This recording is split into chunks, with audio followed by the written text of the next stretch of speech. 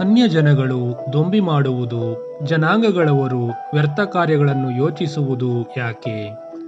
ಯೆಹೋವನಿಗೂ ಆತನು ಅಭಿಷೇಕಿಸಿದವನಿಗೂ ವಿರೋಧವಾಗಿ ಭೂಪತಿಗಳು ಸನ್ನದ್ಧರಾಗಿ ನಿಂತಿದ್ದಾರೆ. ಅಧಿಕಾರಿಗಳು ಒಟ್ಟಾಗಿ ಸೇರಿ ಆಲೋಚಿಸುತ್ತಿದ್ದಾರೆ. ನಮಗೆ ಅವರು ಹಾಕಿದ ಬಂಧನಗಳನ್ನು ಕಿತ್ತು ಬೇಡಿಗಳನ್ನು ಮುರಿದು ಬಿಸಾಡೋಣ ಎಂದು ಮಾತಾಡಿಕೊಳ್ಳುತ್ತಾರಲ್ಲ. ಪರಲೋಕದಲ್ಲಿ ಆಸನಾರೂಢನಾಗಿರುವಾತನು ಅದಕ್ಕೆ ನಗುವನು. ಕರ್ತನು ಅವರನ್ನು ಪರಿಹಾಸ್ಯ ಮಾಡುವನು.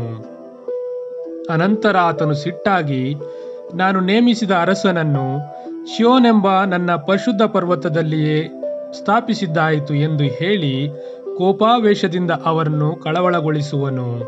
ನಾನು ಯೆಹೋವನ ಆಜ್ಞೆಯನ್ನು ತಿಳಿಸುತ್ತೇನೆ, ಕೇಳಿರಿ.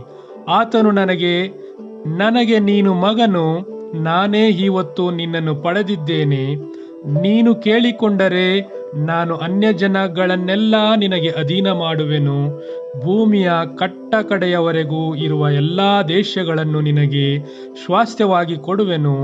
ಕಬ್ಬಿಣದ ಗದೆಯಿಂದ ಅವರನ್ನು ನಾಶ ಮಾಡುವಿ, ಮಣ್ಣಿನ ಮಡಕೆಗಳನ್ನೋ ಎಂಬಂತೆ ಅವರನ್ನು ಒಡೆದು ಹಾಕುವಿ ಎಂದು ಹೇಳಿದನು.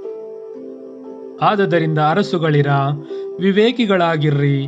ದೇಶಾಧಿಪತಿಗಳಿರ, ಬುದ್ಧಿ ಮಾತುಗಳಿಗೆ ಕಿವಿಗೊಡಿರಿ. ಯೆಹೋವನನ್ನು ಭಯಭಕ್ತಿಯಿಂದ ಸೇವಿಸಿರಿ, ನಡುಗುತ್ತಾ ಉಲ್ಲಾಸಪಡಿರಿ. ಆತನ ಮಗನಿಗೆ ಮುದ್ದಿಡಿರಿ, ಇಲ್ಲವಾದರೆ ಆತನ ಕೋಪವು ಬೇಗನೆ ಪ್ರಜ್ವಲಿಸಲು ನೀವು ದಾರಿಯಲ್ಲೇ ನಾಶವಾದೀರಿ. ಆತನ ಮೊರೆ ಹೊಕ್ಕವರೆಲ್ಲರೂ ಧನ್ಯರು.